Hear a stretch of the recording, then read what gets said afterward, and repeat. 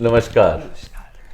एक मुहावरा है कि भगवान जब भी देता है छप्पड़ फाड़ के देता है।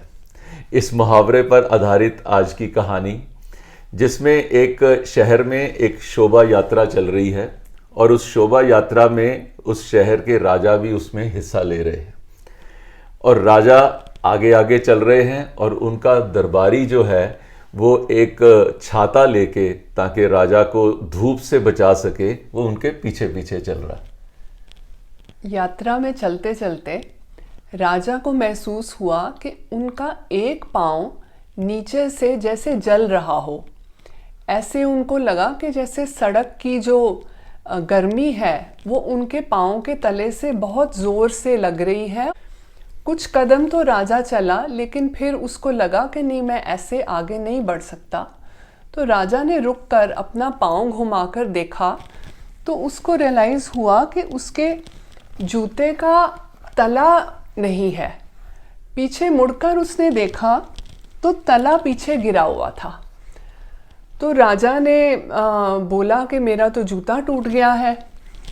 तो वहाँ पर यात्रा को रोककर राजा को एक साइड में बिठाया गया और सब लोग इधर उधर ढूंढने लगे कि कोई मोची मिल जाए तो राजा की जो जूता है उसको सिलवा लिया जाए। तो वहाँ जो साइड पे एक मोची मिला, उस मोची ने जल्दी से राजा के जूते को ठीक करके और उसका जो तला था उसको सीकर उनके दरबारियों को वापस दिया।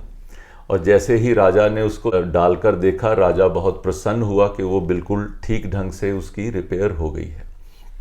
उसके दरबारियों ने उस मोची से पूछा इसके कितने पैसे दिए जाएं। तो उस मोची ने कहा, ये तो मेरे लिए सौभाग्य की बात है कि मैं राजा जी के कुछ काम आ सका, मुझे इसके लिए कुछ नहीं चाहिए। तब भी जब दरबारियों ने उससे कहा कि नहीं, कुछ तो इसका तुम बताओ कि क्या पे करना है, तो उसने मन में सोचा कि मैं अब ये 2 पैसे मांगूंगा कैसे, ये उसको मांगते हुए भी शर्म आ रही थी। तो उसने कहा कि जो राजा जी की इच्छा है आप वही दे दीजिए। ये बात जब राजा को कन्वे करी गई कि मोची कह रहा है कि जो राजा देंगे मैं वही एक्सेप्ट कर लूँगा, तो राजा ने बड़े सहज भाव से कहा कि ठीक है, फिर उसको 2 गांव दे दो। तो ऐसा ही हुआ, उस मोची को उस छोटी सी सिलाई के लिए 2 गांव दे दिए गए। हमारा और भगवान का भी कुछ ऐसा ही रिश्ता है। अगर हम भगवान से छोटी छोटी चीज़ें मांगते रहें, उन बातों को पूरा करने में ही शायद हमारी ज़िंदगी निकल जाती है। लेकिन अगर हम भगवान के ऊपर छोड़ दें कि जो वो ठीक समझे वो हमें दें, तो हमें भगवान इतना दे देते हैं कि हम उसको संभाल भी नहीं पाते हैं। प्रिया, इस कहानी से मेरे को एक छोटी सी बात याद आती है कि एक दिन मैं एक दुकान पे खड़ा था और उस दुकान पे एक माँ अपने बेटे को लेकर वहाँ आती है। तो वो जब पैसे देने लगी दुकानदार को, तो वहाँ पे एक जार में कुछ टॉफ़ीज़ पड़ी हुई थी। तो वो बच्चे को देखकर दुकानदार ने कहा कि बेटा तुम भी यहाँ से टॉफ़ीज़ ले लो। तो वो बच्चे ने कहा कि नहीं अंकल, आप मुझे दे दीजिए।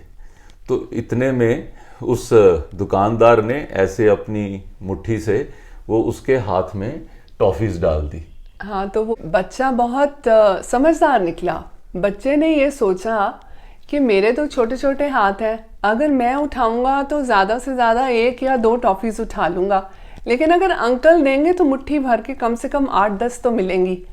Very smart. यस, मेरे डैडी कहा करते थे कि don't plan for God, God has plans for you.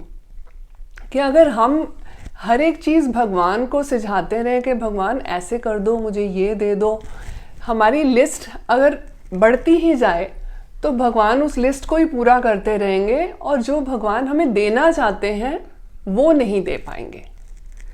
भगवान बाबा हमेशा कहते थे कि मैं तो अपने डिवोटी का वेट करता रहता हूँ कि कब वो अपने समर्पित भाव से मेरे पास आए, लेकिन वो मेरे पास आता है अपनी छोटी छोटी मांगों को लेकर, और जबकि जो मैं उसे देना चाहता हूँ वो मैं दे ही नहीं पाता।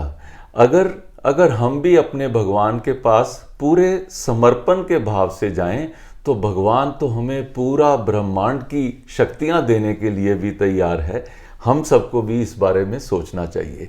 एक छोटी सी कहावत है, बिन मांगे मोती मिले, मांगे मिले ना भीख। मैं आप सबको बताना चाहता हूं, कई लोग जो देश से बाहर हैं या जिनको हिंदी नहीं पूरी तरह समझ आती, वो कहते हैं कि आप इंग्लिश में भी हमको कहानी सुनाया करें।